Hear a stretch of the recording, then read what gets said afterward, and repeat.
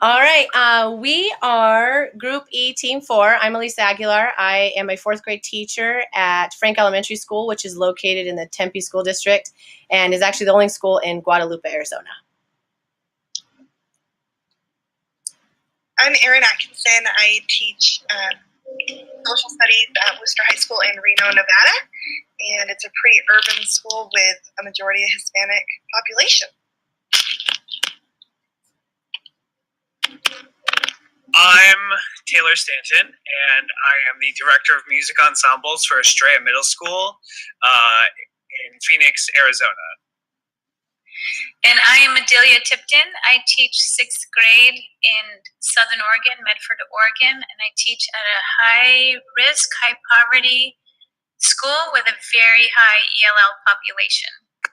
All right, perfect. Our first question that we're going to discuss says, reflect upon the approaches you read about in this module designed to foster homeschool connections.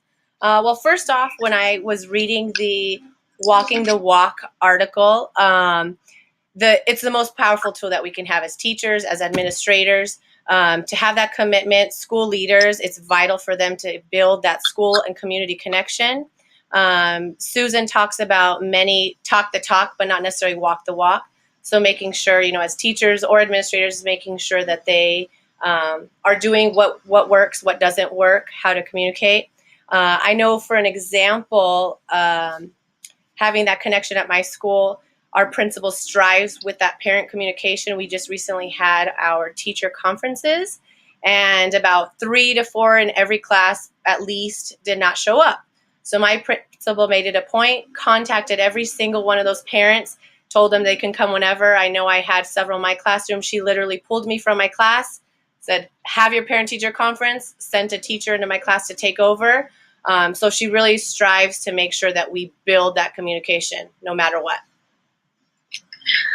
Oh, that's so lucky for you to be able to have that opportunity. Yeah. We have a 100% goal for parent-teacher conferences. Mm-hmm. And I did like that article, Walk the Walk, because it is, if we're not doing that, and we have some sort of disparity on campus, then what we're sending a message to the kids that we need to be, that we're not connected as we're hoping they behave. So our parent-teacher conferences are about the same way, actually.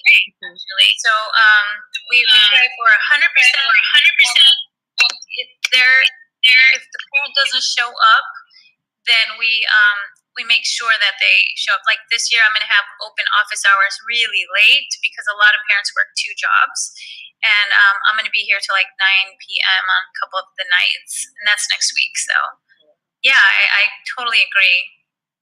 Well, I definitely like. I'm sorry, I didn't mean to interrupt you. And so, go on. No, you're fine. Go ahead. Okay, so I like the Auerbach, and I hope I'm pronouncing that correctly, article.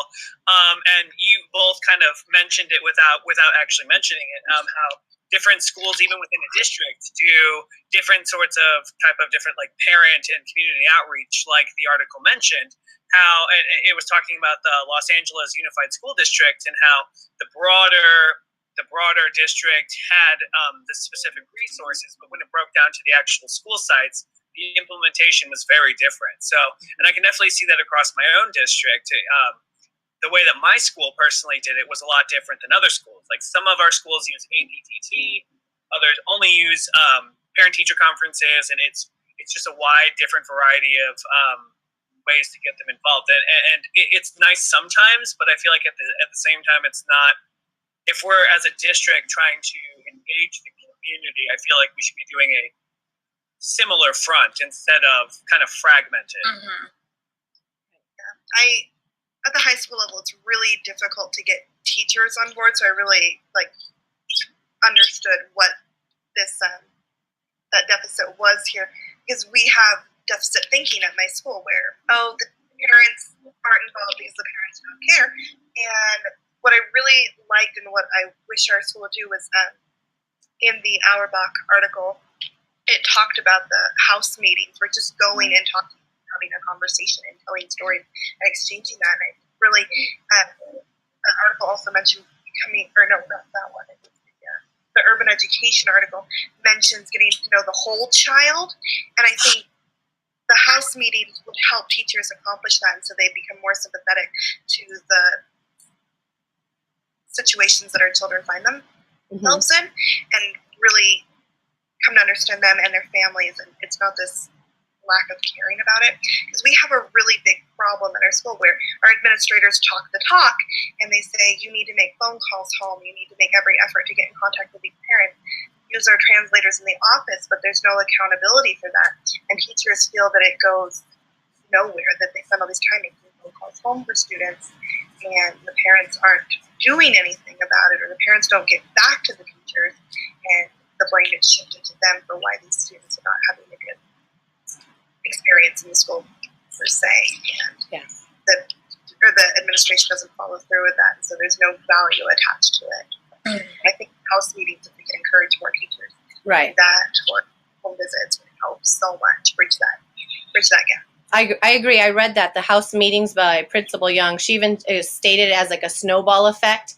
Having teachers really realize really changes their attitude in the classroom and makes them more aware of things, and want to. They said they had actually had more volunteers after they had done that, which was interesting to see. That's what I was hoping. If we could do that, it would change the whole atmosphere. I agree. So, and I just go ahead. I'm sorry. Go ahead. No, I was just going to make a connection to previous readings. You guys were talking about the deficit thinking of, certain parents aren't involved. And there was an article talking about how in African American communities, the study of the absentee father, and then I think it was Reynolds. I think that was the article it was from. Yes. And how we have to get away from that sort of thinking. So I just wanted to kind of bring that connection into this, because it's just very funny how, all of these, and it's not funny, it's how it should work, but how they're all just kind of like blend together. Totally. Right. I agree. I agree. And that ties into like our second question, which is, what barriers do you think you would face in trying to implement one of these approaches? I think we kind of all stated some already, but specifically we've talked about teachers understanding the cultures. It's always a barrier, no matter what school I feel like you go to, there's always going to be a teacher that might not understand those cultures. Home visits, personally, in my experience, I love the idea, but I am in an area where this sounds terrible and awful to say, but there are major bed bug issues and lice. I know a lot of kids have lice, but we've actually had bed bugs at our school where teachers have taken it home. And so honestly, teachers are afraid to go to the houses of these children. So that's obviously a barrier. Speaking the home language is a barrier. A lot of ours are native. They speak Spanish. Some even speak Yaqui. So a lot of us don't have necessarily translators right at the hand to translate for us when we need them. That's amazing. I think that's amazing that you have the opportunity to be with families that actually speak Yaqui. Yes. That's amazing to me. I think that's awesome. I agree that from coming from the Vail School District, where home visits were encouraged, and they were actually almost really strongly encouraged. And so it was pretty much the culture. You just go visit your kids or go to their games or something. Right. So we have the same issues here. The kids, it's nothing to have lice. Yeah. Some of the kids are like, yeah, I had it last week. And I'm thinking, wait, what? Wait, hold the phone.